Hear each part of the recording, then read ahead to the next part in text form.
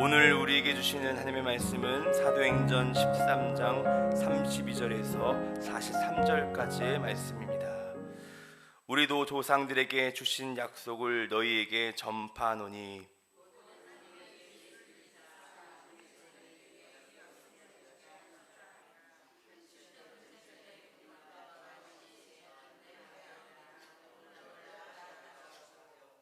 또 하나님께서 죽은 자 가운데서 그를 일으키사 다시 썩음을 당하지 않게 하실 것을 가르쳐 이르시되 내가 다윗의 거룩하고 미쁘는 살을 너에게 주리라 하셨으며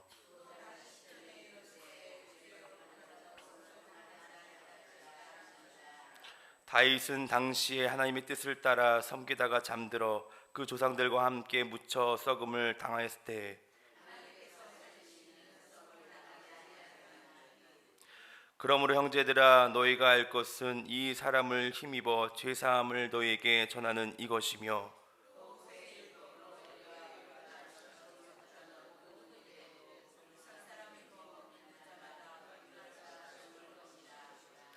그런즉 너희는 선지자들을 통하여 말씀하신 것이 너희에게 미칠까 삼가라.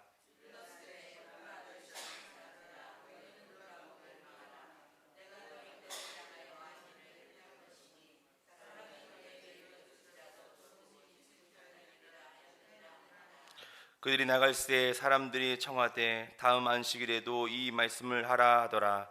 회당의 모임이 끝난 후에 유대인과 유대교에 입교한 경건한 자들이 바나와 바나바를 따르니 두 사도가 더불어 말하고 항상 하나님의 은혜 가운데 있으라 권하니라. 아멘. 오늘 본문은 계속해서 사도 바울이 비시디아 안디옥 회당에서 전한 설교의 내용을 담고 있습니다. 이 설교는 사도 바울이 최초의 설교이자 또 사도행전에서 최초의 회당 설교로 알려지고 있습니다. 그런데 이 설교를 보시면요, 사도행전 7장에 나오는 스데반의 설교와 많은 부분이 공통점이 이루는 것을 우리가 볼 수 있습니다. 이 설교의 핵심이 무엇이냐면 너희들이 늘 옳다고 생각하지만 너희들의 판단과 너희들의 생각이 옳지 않다라는 것을 지금 선포하고 있습니다. 오늘 말씀을 통하여 우리에게 깨닫게 하는 메시지가 있습니다. 이 말씀을 통하여 우리 깨닫게 하시는 그 하나님의 음성에 귀 기울이시는 저와 여러분 되시길 간절히 바랍니다. 그 첫 번째, 내 생각이 너무 강하고 확신하면 하나님께서 우리에게 주시는 그 말씀을 놓칠 수 있다라는 것을 여러분 기억하시길 바랍니다.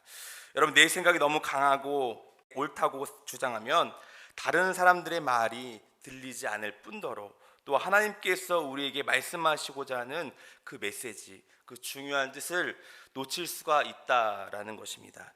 유대인들 역시 오늘 말씀 속에서도 그들이 인정하는 아브람을 말하고 또 모세를 말하고 또 다윗을 말하고 세례 요한이 그렇게 말을 할지라도 그들이 깨닫지 못하였다라고 오늘 말씀은 이야기하고 있습니다.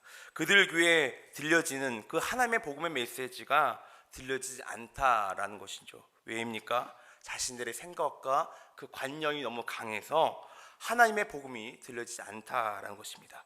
이것이 얼마나 안타까운 사실입니까?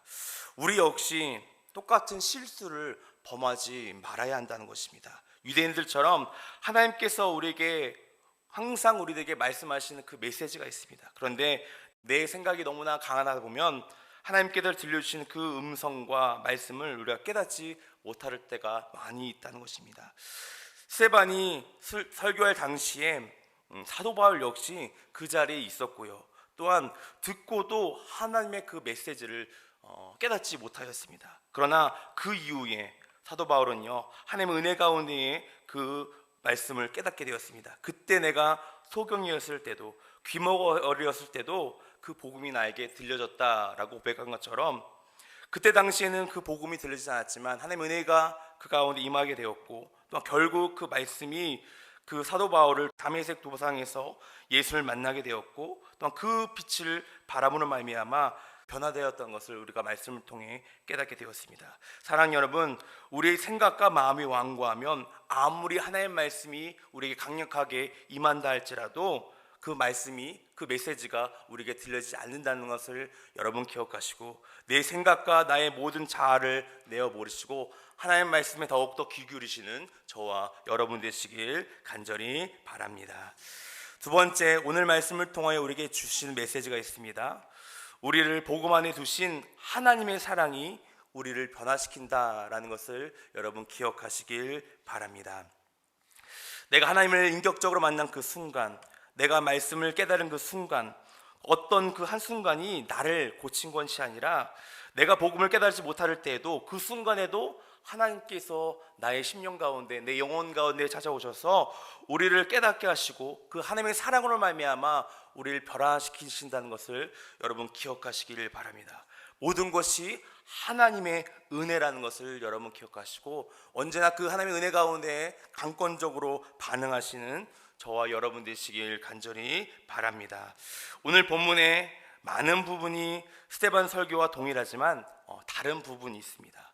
그 다른 부분은 사도 바울의 그 메시지는 은혜의 복음, 하나님의 은혜를 더욱더 강조하고 있는 설교가 오늘 사도 바울의 이야기인 것입니다. 오늘 말씀 38절, 39절에 보시면 사도 바울은 이신칭의, 이 구원의 원리를 이야기하고 있습니다. 이신칭의는 믿음으로 의롭다 칭하여 받는 것을 이신칭이라고 합니다. 39절은 모세의 율법이 사람을 하나님 앞에 의롭게 만들 수 없으나 무죄하신 예수 그리스도가 인간의 죄를 대신하여 십자가에 못 박히셨고 그 은혜로 말미암아 우리가 하나님 앞에서 의롭게 될 수 있다라는 것을 사도 바울은 이야기하고 있습니다. 여러분, 이것이 바로 복음인 것입니다. 의롭다 여김을 받은 이 헬라어는요, 의롭게 하다, 의롭게 선언하다라는 수동태의 의미를 가지고 있습니다. 여러분, 이것이 무엇입니까? 내 스스로, 내 능력으로 의롭게 받을 수 없다라는 것입니다. 온전히 하나님의 은혜로, 하나님의 그 강권적 역사하심으로 우리가 그 의를 얻을 수 있다라는 것을 오늘 말씀은 이야기하는 것입니다. 사랑하는 여러분, 성도는요, 은혜로 살아가야 될 줄 믿습니다. 성도에게는 은혜가 있어야 할 줄 믿습니다. 하나님의 은혜로만 우리가 세워진다는 것을 여러분 기억하시고, 더욱더 하나님의 은혜 가운데 거하실 수 있는 저와 여러분 되시길 간절히 바랍니다. 로마서 4장 23절 25절 말씀은 이렇게 이야기하고 있습니다. 그에게 의로 여겨졌다 기록한 것은 아브라함만 위한 것이 아니요 의로 여김을 받은 우리도 위함이니 곧 예수 우리 주 죽으신 자 가운데서 살리신 이를 믿는 자니라. 예수는 우리가 범죄한 것 때문에 내줌이 되고 또한 우리를 의롭게 하심을 위하여 살아나셨느니라. 사단 마귀가 우리를 아무리 정죄하고 우리를 두렵게 하여도 바로 이 말씀이, 예수 그리스도의 그 말씀이 우리를 강건케 한다는 것을 여러분 믿으시고 더욱더 말씀을 붙잡고 나아가실 수 있는 저와 여러분 되시길 간절히 바랍니다. 오직 예수 그리스도의 그 복음과 믿음만이 우리를 의롭게 한다는 것을 여러분 기억하시고 진리의 말씀을 붙드시는 저와 여러분 되시길 간절히 바랍니다. 오늘 본문 말씀 42절은요, 설교를 들은 청중들이 다음에도 설교를 요청할 것을 이야기하고 있습니다.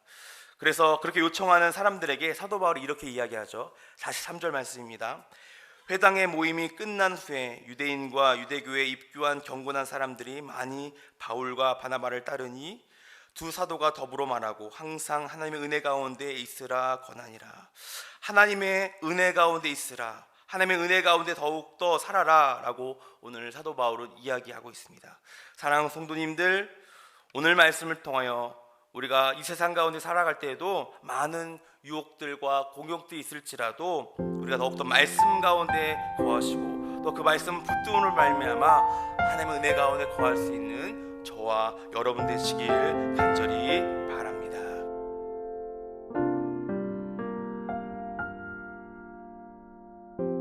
주님과 같이 내 마음 만지는 분은 없네. 오랜 세월 찾아 난 알았네. 내게